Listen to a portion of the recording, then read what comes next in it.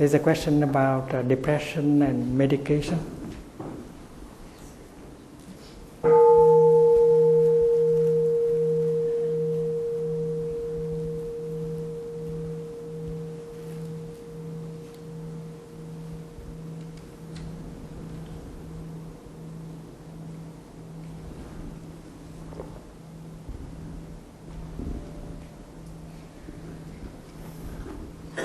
Dear Thai, we had a few friends who wrote to Thai after Thai spoke about depression and how nothing can survive without food. And they wrote either from their own experience or their experience of a loved one or a client if they wrote as a psychotherapist. And their experience that sometimes there's also a physiological aspect causing depression, and that some of these people truly need to take some kind of medication. And the friends who wrote were concerned that Thai's teaching could be misunderstood by the people who may still need to have medicine, and they may stop taking their medicine because they may misunderstand what Thai said to say that there's no medicine that's needed because they only need to stop consuming things that are harmful to their mind, and then that's enough. So they asked Thai to clarify.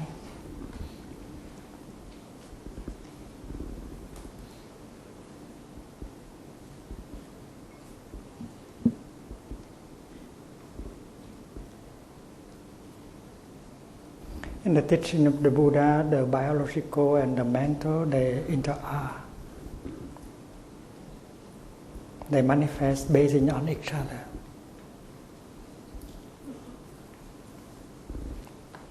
Our emotions, our feelings are very connected to the chemicals in our body. And our feeling, our emotion can produce chemicals that will be toxic to ourselves. And the inhibition and these feelings and emotions can inhibit the production of a certain chemicals, the neurotransmitter, for instance, and that create an imbalance in your body. So the mental can create the biological, and the biological can have an effect on the mental.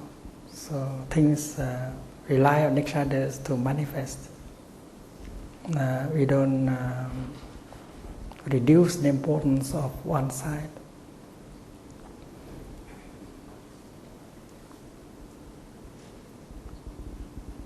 All of us have the seed of depression. All of us. All of us have the seed of mental illness. But if we are in a good environment, these seeds will have not much chance to manifest. We have received the genes from our ancestors, our parents. And we know by science that the genes, they don't turn on by themselves. They are turned on by our way of thinking, our feelings, our perceptions, and our environment. It is the environment that helps turn on the genes in ourselves, the good and the negative genes. And the genes are equivalent to the bijas, the seeds that we speak about in the teaching of the Buddha. They might be the same. They might not describe it as only mental or only physiological. These two aspects belong to the same reality. Neuroscientists used to ask the question about the difference between the brain and the mind. Is it true that the brain produces the mind? is the mind is a product of the brain.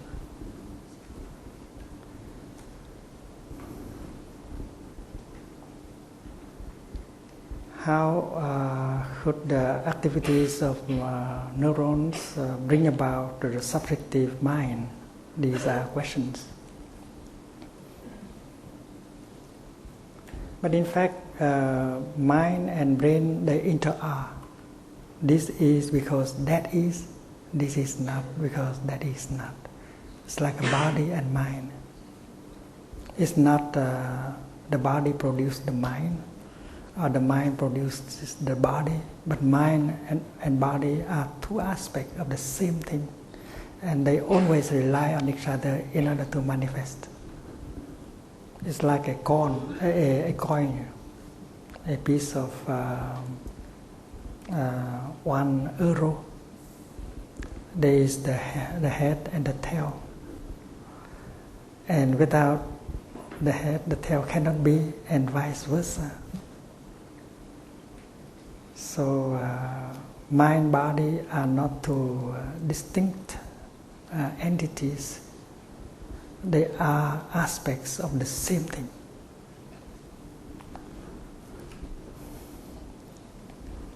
And the seed of depression that now manifests may have been transmitted to us by many generations of ancestors. There may have been generations when that seed did not manifest. But now, because of the new environment, that seed has a chance to manifest. And that is why we have to take into account the element of environment.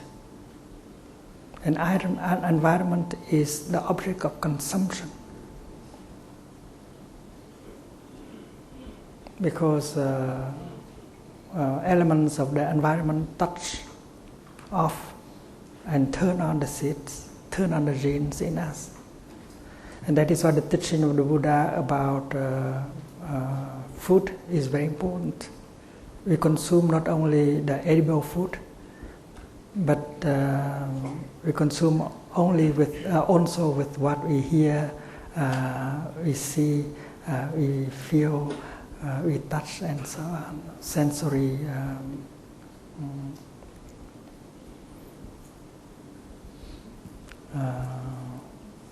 impressions, sensory impressions is the second kind of food. And the third kind of food is intention. Our intention, our evolution, the kind of deep desire in us. And the fourth kind of nutriment is consciousness. We consume consciousness. If we live with a number of people around us, we consume their way, the collective way of thinking, of perceiving. And in the beginning, we don't see that as beautiful, but because all of people around us think that is beautiful, and then slowly we come to see it as beautiful also. So we are influenced by the collective thinking around us, and that is also consumption. And our depression has to do with all these sources of nutriments of food. And we know that if there is an imbalance within our mind and our body, there may be some disorder in our mind, in our body. And we know that chemicals have to do with our feelings and emotions. Our emotions and feelings have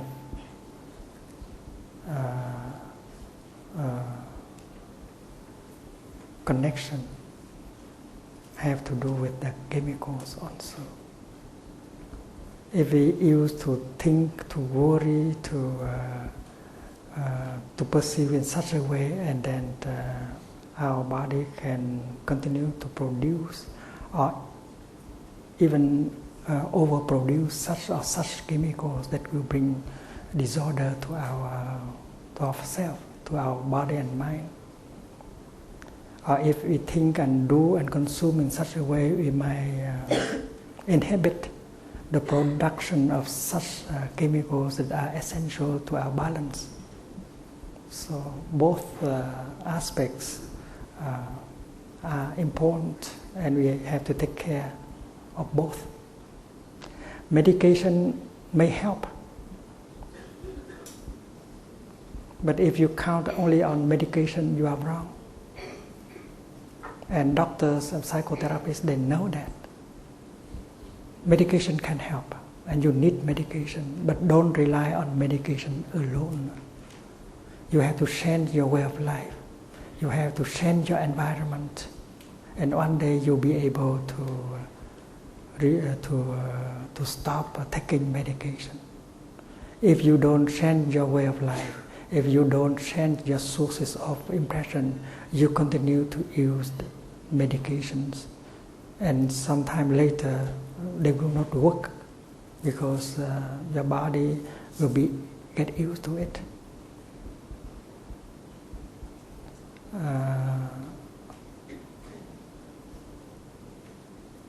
So those of us who are prescribing medication, so those of us who are using medication should be aware that medication can help, but they are not enough. We have received the seeds, we have received the genes from our parents, our ancestors, and we should learn the way to handle these genes, these seeds. Don't give them a chance to turn on if they are negative seeds. And scientists of our time know very well that it is the environment, that it is our attention that turn on the genes and the seeds in us. There is a practice called Yoniso Manaskara, appropriate attention. We focus our attention only on things that will turn on the good things in us. Like when we hear the sound of the bell, naturally, as we are a practitioner, naturally we stop thinking, we go back to our breathing, and we enjoy the present moment. And the sound of the bell help with appropriate attention. They bring out, they turn on the good things. And we should create an environment where the good seeds, the good genes in us have many chances to turn on. As you are in a bad environment, you know that even if you are taking medication, that will not be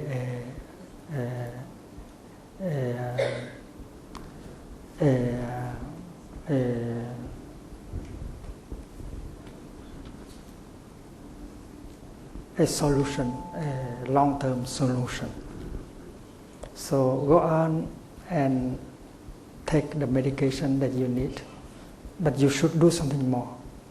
Change your way of life. Look at the source of nutriment you are using to feed yourself. Look at your environment to see whether that environment is always turning on the negative things in you. And if possible, you just change environment. Even if you need to live in a smaller house, to use a smaller car, to have a meager salary, but if you can move to a better environment, don't hesitate to do so, because your health depends on that wise decision.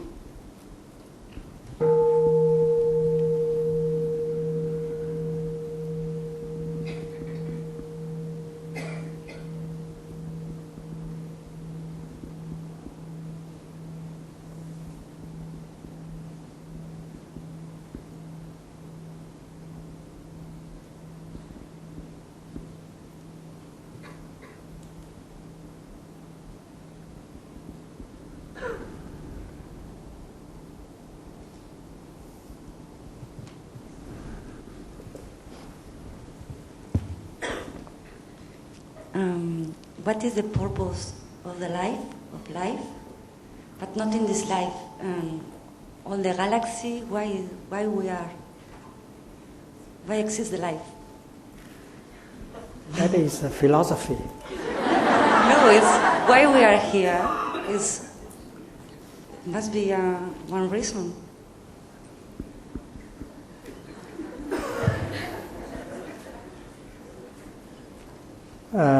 This is a chance to discover the mystery of life. Very exciting. You have something to discover. You have something to discover, something very deep, something very wonderful to discover.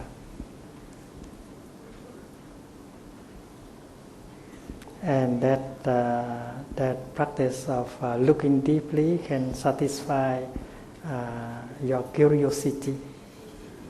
That is one reason to live, to be alive, to discover yourself, discover the cosmos. And this is a joy that is a chance. And you might like to focus your question on how, and not to be caught always in the why. How? Life is a wonder. Life is a wonder. And we are there to experience the wonder of life.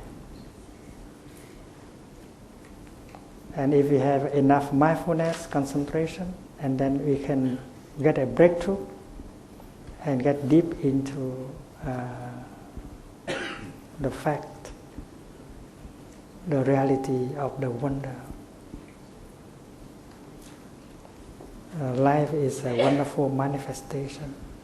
Not only the rose is wonderful, the cloud, the sky is wonderful, but the mud and the suffering is also wonderful. So enjoy touching life, enjoy, discover the mystery of life, and don't spend your time asking metaphysical questions.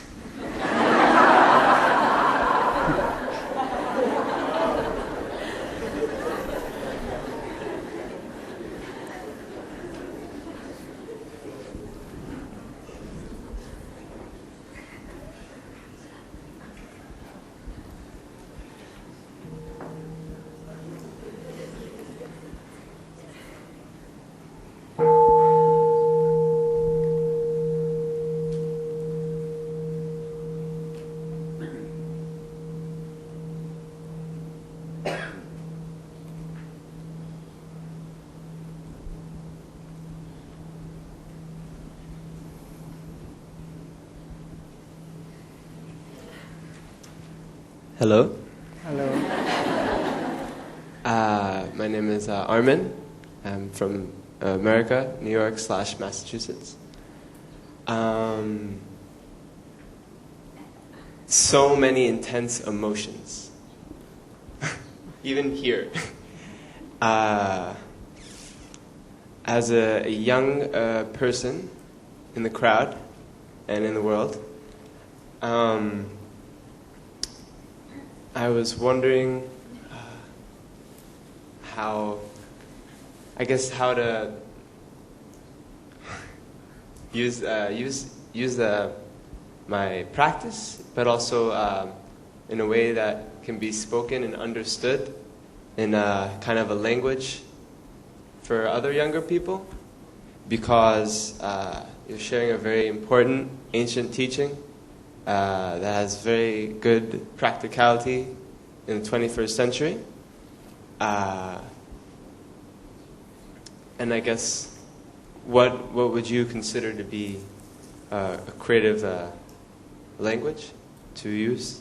I guess with yourself, but also with other younger people, because I imagine when you do these talks, you change your wording for a different age group, obviously.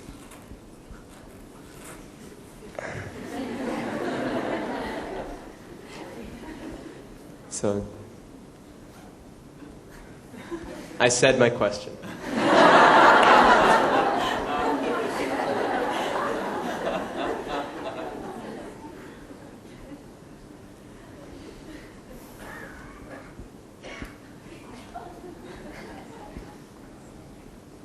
As we look around, we see people suffer. Not only the adults suffer, but the young people suffer. And suffering is a reality. That is the first noble truth. And the Buddha did begin with that remark that there is suffering, there is ill-being in society. And everyone aspires to suffer less and to help other people suffer less. And that is in everyone. When you have a strong emotion, you are not very peaceful and you may suffer, and you would like to learn how to handle your emotion in order for you to be more peaceful, to suffer less, and to be okay, to be happy. So we can use several kinds of languages in order to communicate that, because we have things in common. We all suffer, and we all aspire to suffer less. We aspire to experience the joy and the freedom. It's very important that we practice mindful breathing, mindful walking, mindfulness of cooking, of toothbrushing, so that we can experience the joy of living in the present moment. It's very important to learn how to handle feelings and emotions, so we will not be victims of these emotions and feelings, overwhelmed by them. And then based on that quality of life, we can talk to other young people. The foundation is we have some well-being in us. We have some joy, some compassion, happiness in us. And then we naturally find the kind of language in order to share. When you see a young person suffers, you know that you have gone through that suffering, and you are motivated by the desire to help that person to overcome his suffering. So you might invent many skillful means in order to help him or her. And when you are able to help a person to suffer less, to get free, and then you are nourished by that joy,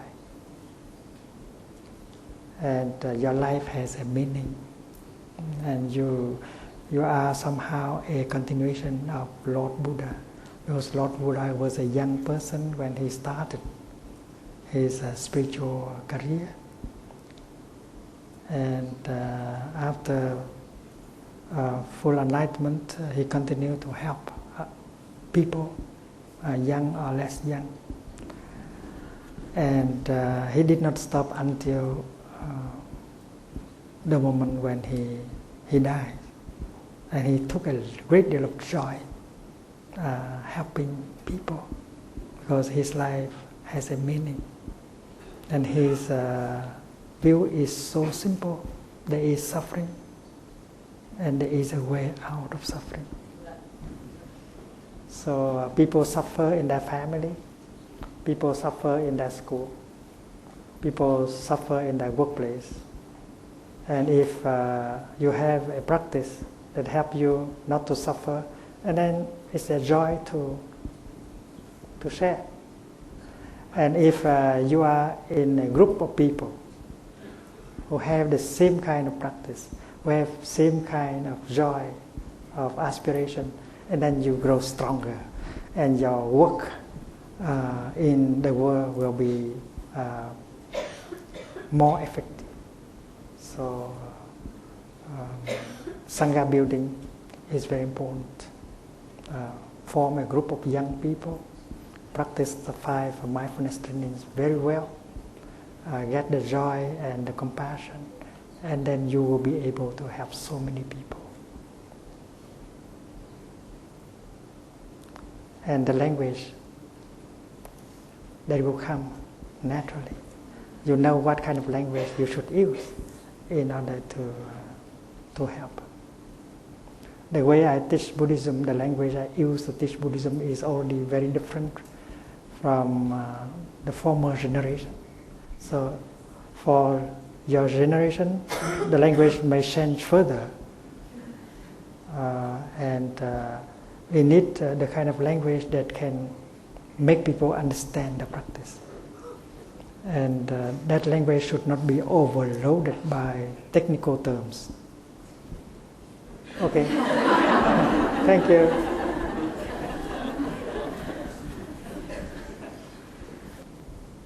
Dear Jai, Hello. my question is, how do we forgive someone who we have never known intimately and whom we have no way of communicating for the suffering that they have caused in us?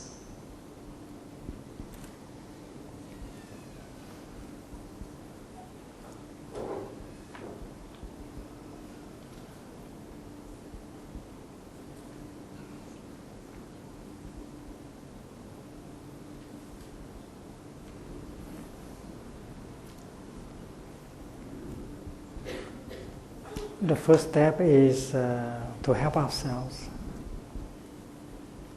In order for us to have enough calm and compassion and the intention to help the other person.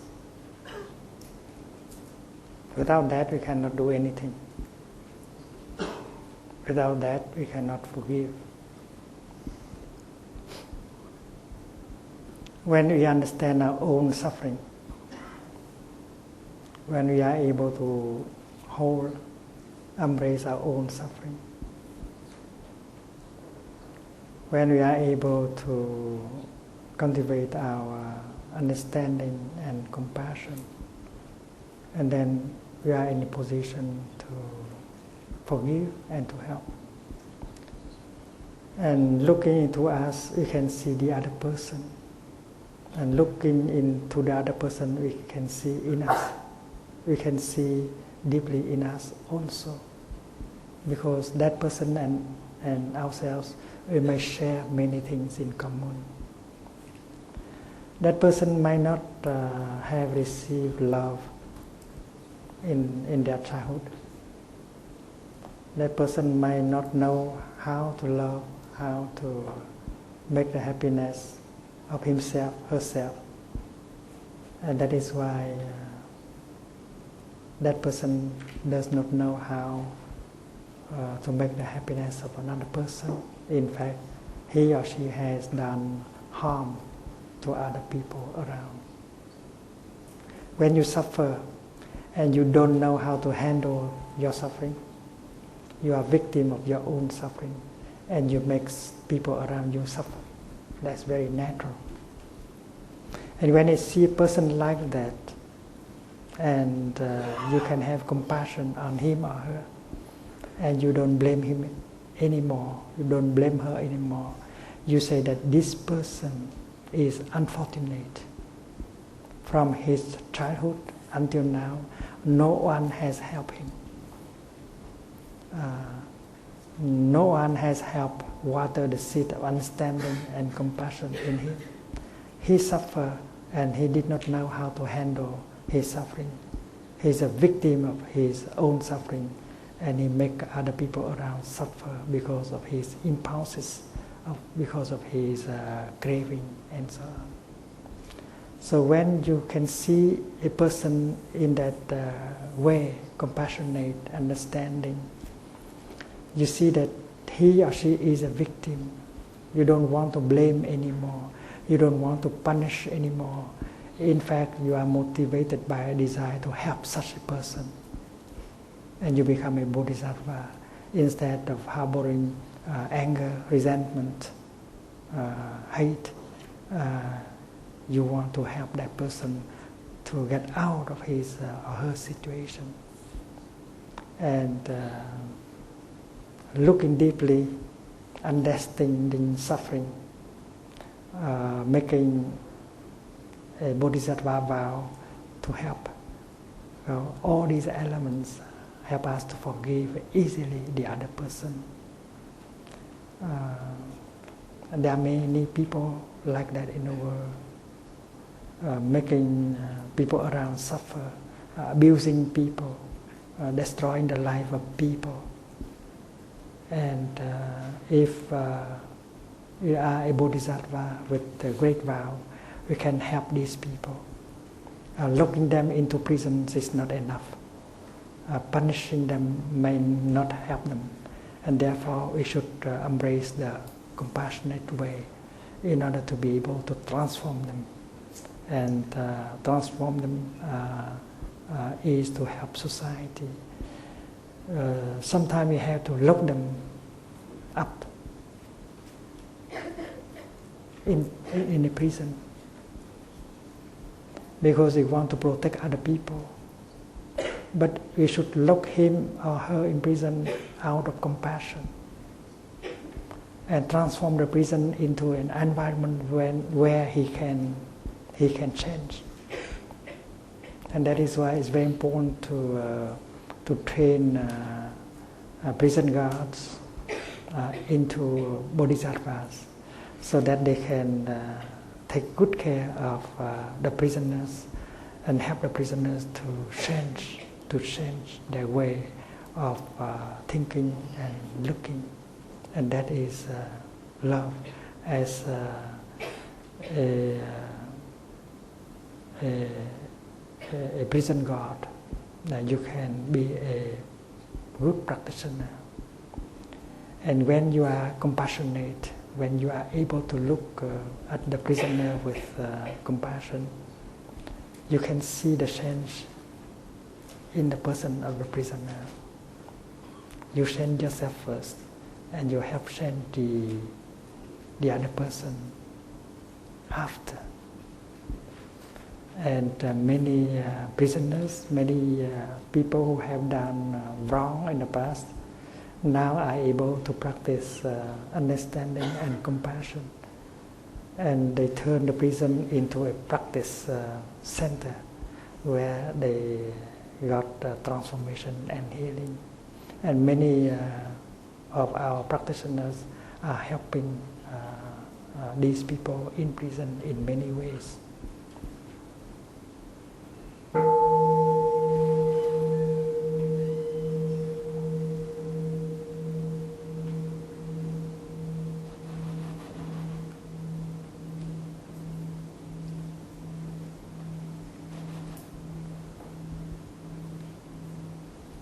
Dear Thai, dear Sangha, before I came to Vietnam, I had the privilege to spend several weeks in Laos, where I was able to meet with many people who have been affected by the war. As I stood in fields, some about this size, which still had a lot of unexploded ammunition, sometimes 40 or 50 bombs, I felt overwhelmed with sadness and there was some anger. Speaking to people who continue to be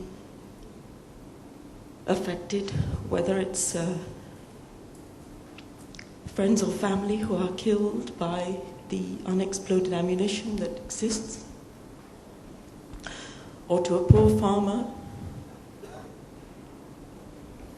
who's had his leg and arm blown off at a young age, plunging his family into further poverty. I felt very sad. This young farmer said to me that this experience was his luck.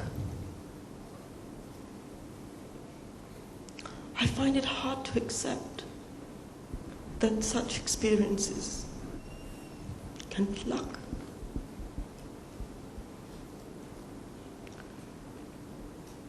Is this karma? And is this a time when we can be righteously angry? What is the mindful way to deal with the intense emotions?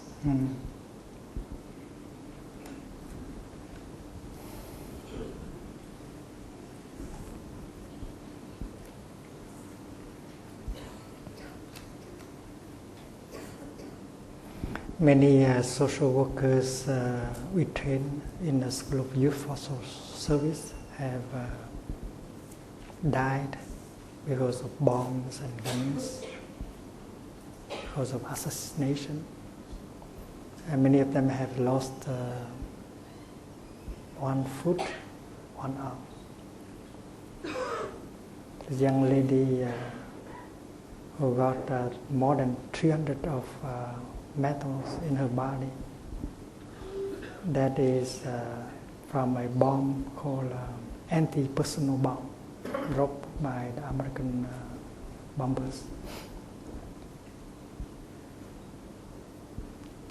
The doctors helped to extract, to take out many pieces of metals in her body, but there are still hundreds of them in her body.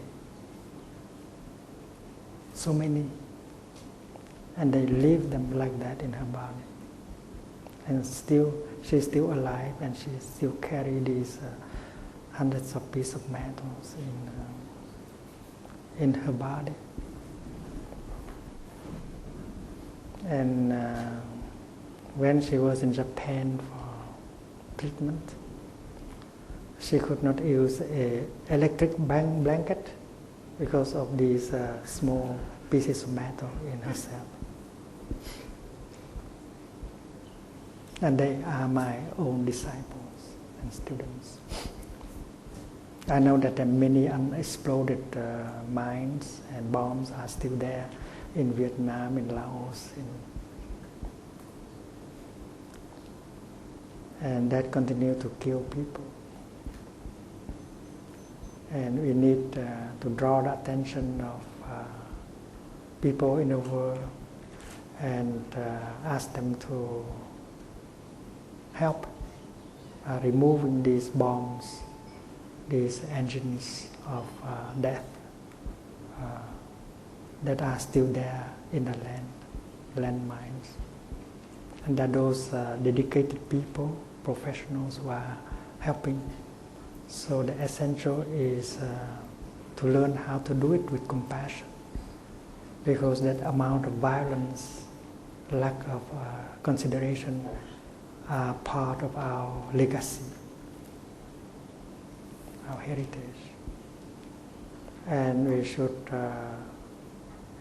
take the strong vow, the strong aspiration not to repeat that kind of action from now on. But the bombs are not only in the land, they are in the heart of many people now.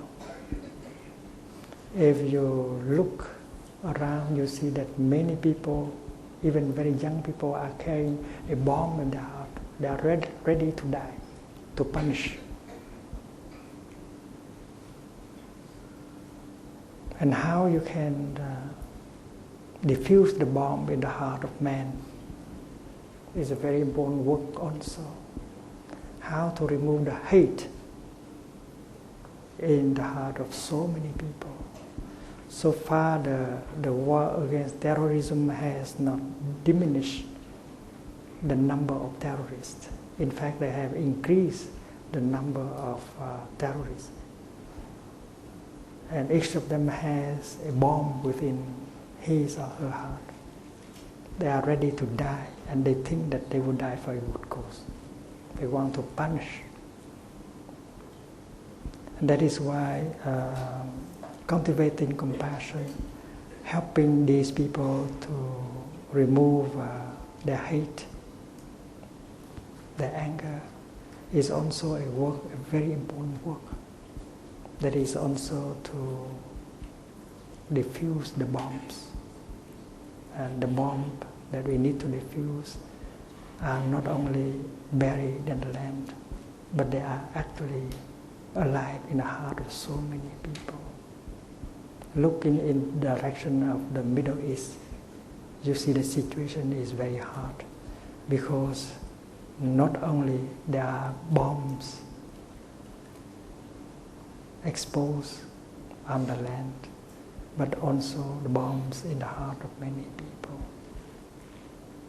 Only compassion is the answer to the situation. So while helping to defuse the bombs, whether it is in the land or in the heart, we should keep our compassion alive. To stay sane, to stay alive. And I admire those of us who continue to help removing these death engines in the soil. But I also urge my friends to practice in order to help defuse the bomb in the heart of many people who actually are there around us. We pray the Buddha, we pray Jesus Christ, all our spiritual ancestors who support us in this compassionate action. We should think of our children and their children. And we should clean the earth.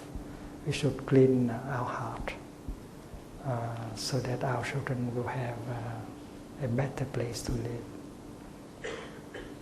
Thank you for reflecting on this.